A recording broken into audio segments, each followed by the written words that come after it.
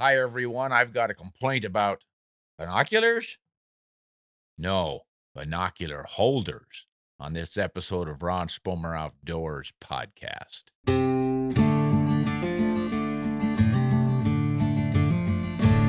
Now, before I get to my questions and answers, I have to gripe a little bit. This is one of my latest pet peeves, all these binocular harnesses and covers and whatnot that they have. Just bear with me for a second here. Here's a modern binocular. It comes with a nice strap, and it has a cover for the eyepieces, and it is covered in armor coating to keep it from getting scratched and dented. Great. It's waterproof. So I hang it around my neck and I go hunting, and I've been doing this for years, and it works just fine. But now I notice that everybody is walking around with this big chest thing sticking out, and inside of it, they put their binocular. Oh, well, I can see this. They spent so much money on their binocular that they don't want to get it dinged up. Well, here's my complaint. First of all, you've got this complicated harness system that you have to get in. And once you're in it and you need to take off your jacket, you've got to take off your binocular. And the good old FUD system with a simple neck strap, to take off my jacket, I just take off my jacket because the neck strap is around my neck. It doesn't have to be around my arms and shoulders and jacket.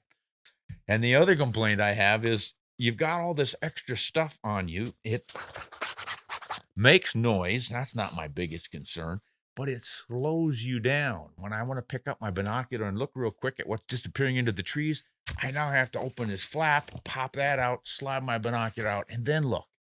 I don't like wasting time like that.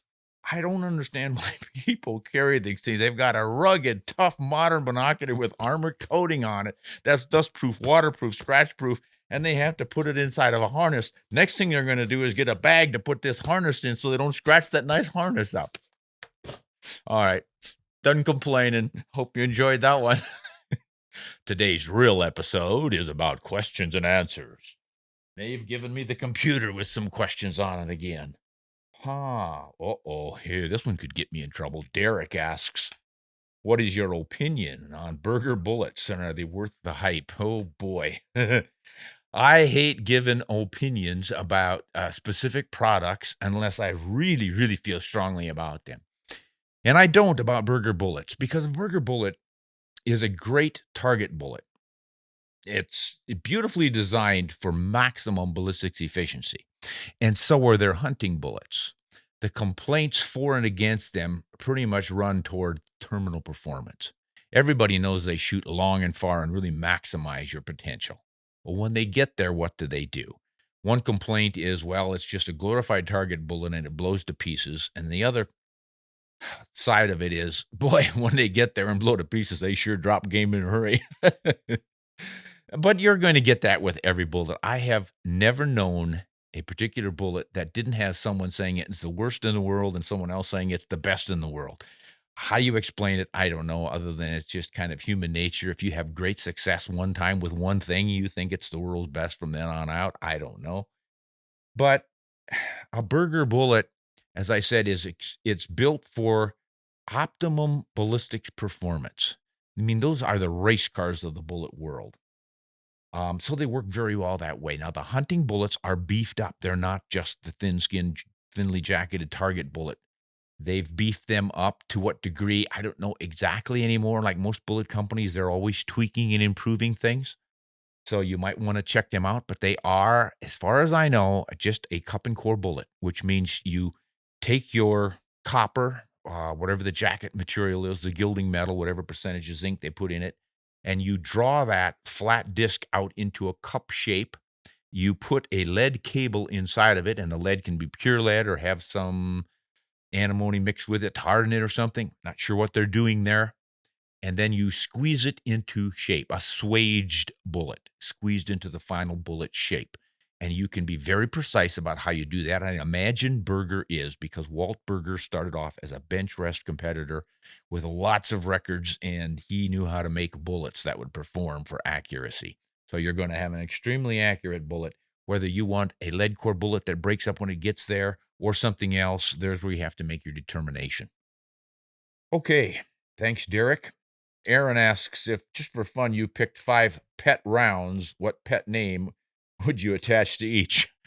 I just don't have time to name my pet rounds, you know? If I'm loading at 243, I'm loading at 243. If I'm doing a 7 rem mag, I'm doing a 7 rem mag. I call them cartridges. I'm sorry. I got so many things to worry about and think about that I don't have time to.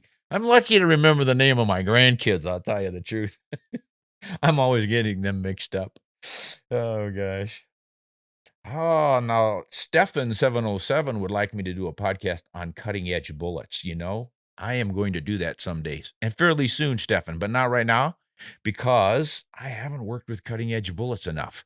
I've got some samples years ago and I loaded them up and got some nice accurate load out of it, but I never had a chance to shoot it for terminal performance. Haven't had a chance to hunt with it. I don't know that I absolutely have to hunt with them, but I definitely do need to load some more up and just see how consistently accurate they are and what they do for velocities and compare them to some other cartridges.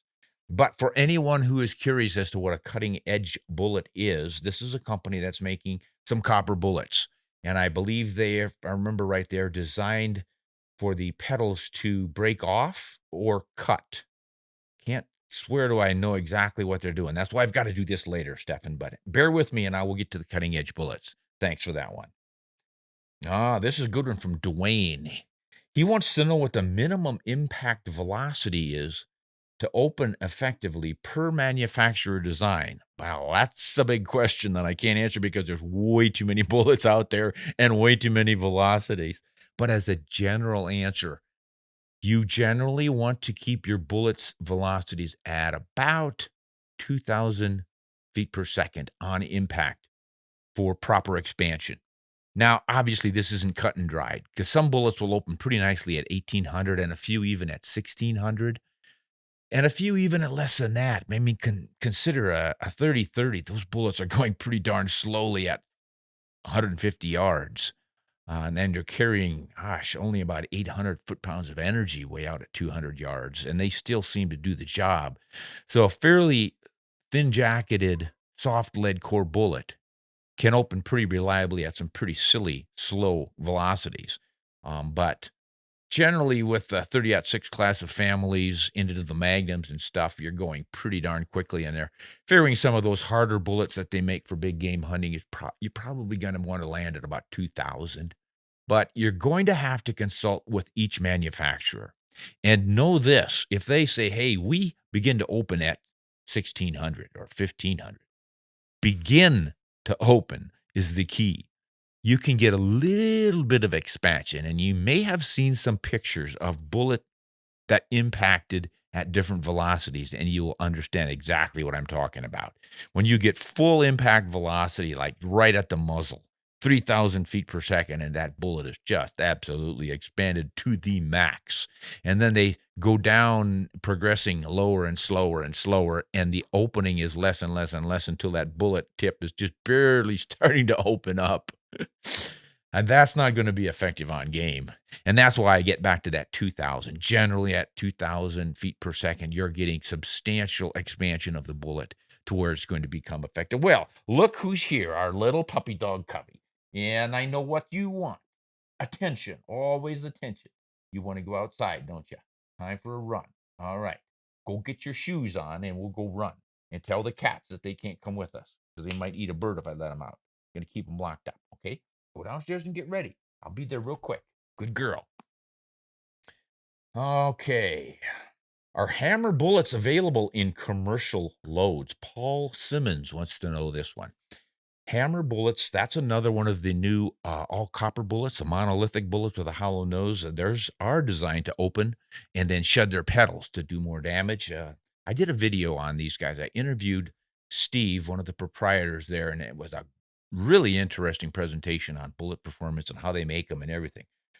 Pretty impressive bullet. I've only used it once so far, but I'm going to get around to using more of them, and they are available in commercial loads. I saw Weatherby was loading them, and I think that's appropriate because, of course, Weatherbys are some of the fastest cartridges in the world in their specific calibers, and you need a pretty substantial bullet to stand up to some of those velocities, and the hammer bullets are definitely going to do it because it's all copper. There's a certain alloy in that copper that they insist makes it work just beautifully for their application.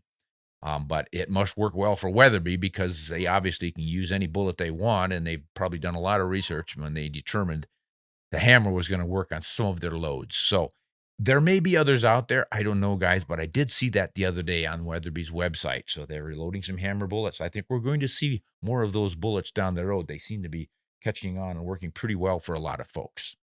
What else do we have here? Oh, golly, they're asking a lot of questions about bullets today. Here's one on Badland's precision bulldozer bullets versus hammer bullets with terminal performance, their BCs and accuracy and all that jazz. And all that jazz. Oh, yeah. We should have music with this show. That was from Dave. Hey, Dave, I don't have the wherewithal right here to cover all of that stuff, but that is a darn good question. Badlands precision bullets are made in Yankton, South Dakota, where I was born, by golly, if you can remember back that far. And I've spoken with those guys on the phone, and I'm really impressed with what they told me and what I've seen on their website, but I haven't experimented with their bullets yet. Just the other day, a local friend of mine called and said that he had some. He had just gotten some in a 7mm. I think they're 150 grain. And I swung by his place and just grabbed 5 of them. I'm going to load them up on a 7 rem mag just to see how they perform, get a rough idea of their accuracy and the kind of pressures I can get loading those things. But I've got to do more research on these. So that's now I've got cutting edge bullets I got to work with and Badlands precision. I've done something with hammer. Okay, ballistic coefficients and all that jazz. We'll get there. Johan asks, how do these hammer bullets compare with Titan monolithic fragmenting bullets? There's another one? Johan, I didn't even know about Titan monolithic fragmenting bullets, but what this tells me is that these copper bullets are absolutely exploding. Every time I turn around, there's a new brand out there. I don't know. I'm going to have to look into this one. Folks, you can dive in too. Let us know what you know about the Titan monolithic bullets. But my goodness, there's 5 or 6 monolithic bullets now to add it into the Barnes X's and the GMX's from Hornady and the E-tips from Nosler, and Winchester has a copper bullet. Copper Impact, they call theirs. Remington had some back before they went bankrupt. Now they're started up again, so they're probably loading their copper bullets. There's just copper everywhere. Okay, this is some guy with just the initials NE, not explicit. Hey, I'm curious how these bullets with the petals that break away would handle brush. That's a good one. Do they deflect or do they break just the petals off and then remain on direction to the target? I don't know that anyone has an absolute answer to that. I'm probably going to ask some of these monolithic bullet manufacturers what they have discovered. I did have one incident. It happened in Australia some 20 years ago with the XP3 bullets from Winchester. This was a superior bullet that was really quite elaborate. It had lead in the shank, then copper, and then the hollow nose and the petals. So you did get that petal opening business going on with them. They also had a polymer tip on it, which is just mostly for sales appeal.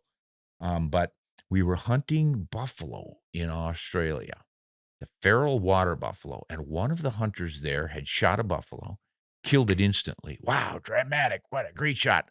Went to look at where he hit it in the shoulder where he was aiming, or the heart, somewhere there. No hole. And we found a hole in the neck. I mean, that probably a foot and a half, 2 feet away from where he was aiming. And it wasn't that long of a shot. And he didn't pull it. He said it felt great. And so we went back to where he'd shot and lined that shot up to where that buffalo was standing and found a twig. I've told this story before. It was probably not much bigger than my thumb, maybe.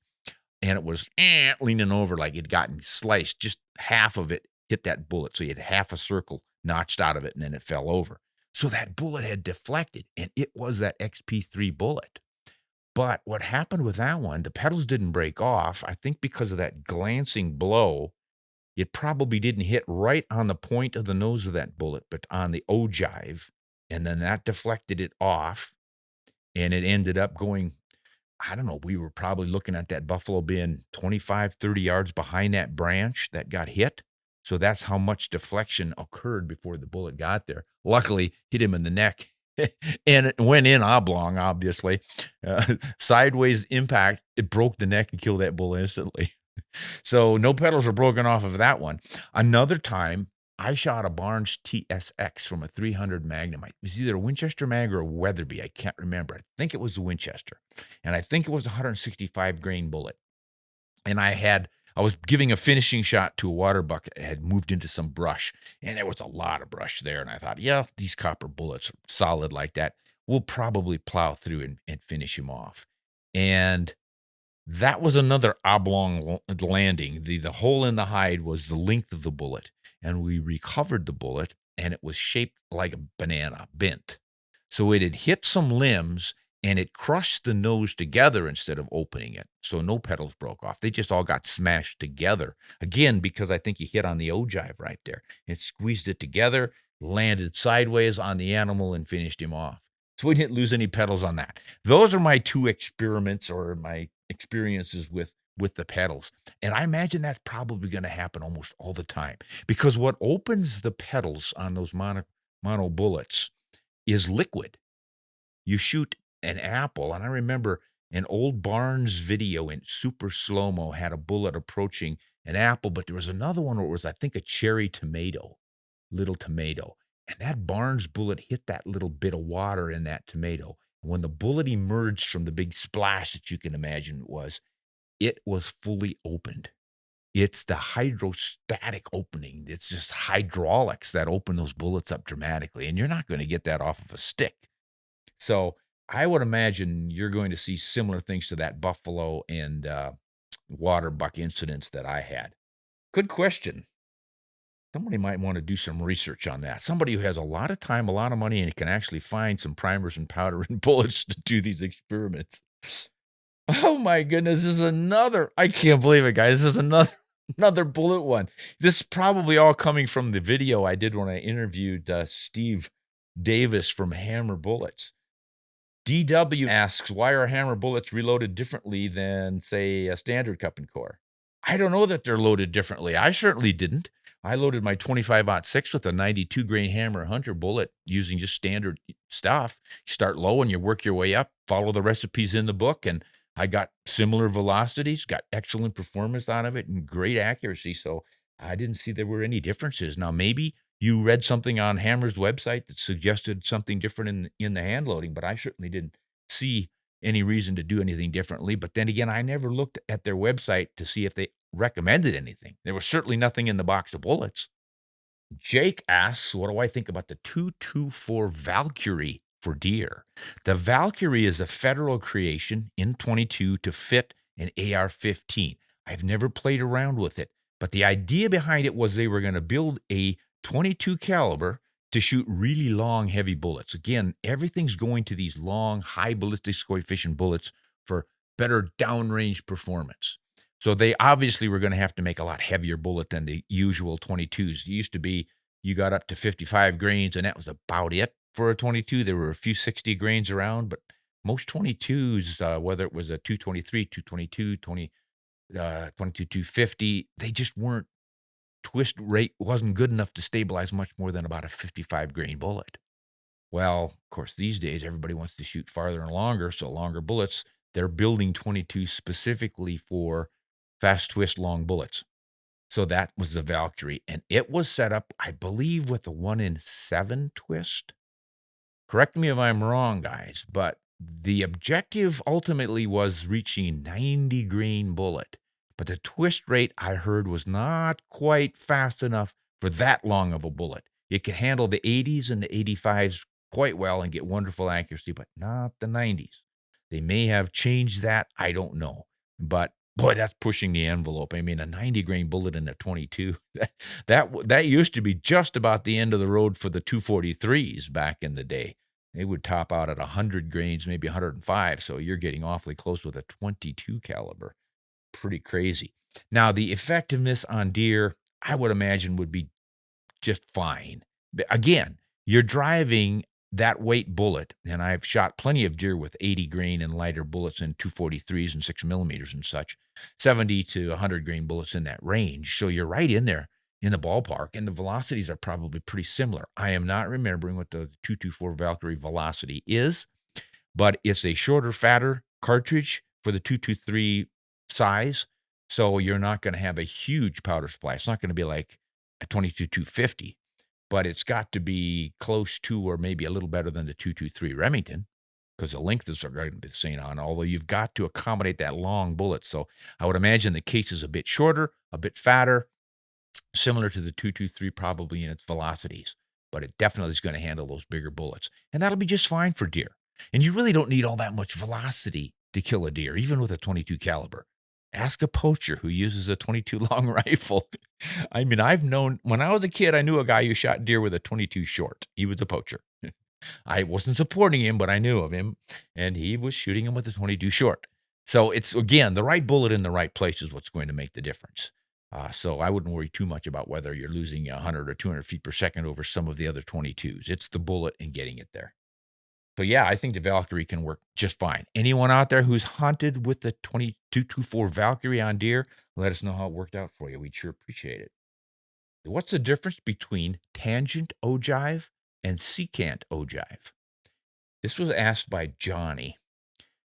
So what he's talking about is the nose of the bullet, the configuration of the nose. You can have a tangent ogive, which is the curve of the nose of the bullet till come down to the shank. And if it curves evenly to meets the shank on a nice even curve all the way like this is layman's description of it. That is tangent. People who understand tangent and perpendicular and all these terms that will know what it is, but it's a rounded, gradual curve that meets the shank of the bullet, whereas the secant is more of a straight line. So you start with the tip of the bullet, you come down on your straight line to the shank, and then they meet rather abruptly. It's not a gentle curve. And it's a little more efficient. You're going to get a higher BC with a secant ogive. I understand they're a little more difficult to stabilize that bullet perfectly with the secant.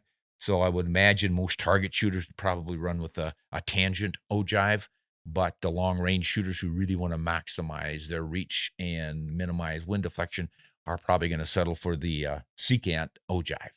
And then I'm sure the bullet manufacturer and the precision with which he makes his bullets makes a big, big difference, because I have shot plenty of secant nose bullets that were more than accurate enough for what I was doing. Get down to a half MOA sometimes. And I don't know about you, but boy, in my world, that's accurate. All right, I probably better knock off. There's a whole nother pile of them on here, but that's probably enough for now. Hey, guys, let me know what you think on these podcasts. I'm just sort of winging it. Do you like 15 minutes or half hour or hour? I see there are some people doing podcasts that run an hour and a half. I don't know that you'd want to sit here and listen to me drone on for that long, but do let me know if you have a preference, and we will try to meet it because, hey, this is for you guys. If you're enjoying these, let us know, and we'll keep doing them. This is Ron Spomer. Give us a thumbs up and like this channel if you don't mind. Really appreciate it. And we'll see you next time on Ron Spomer Outdoors Podcast. Hunt honest and shoot straight.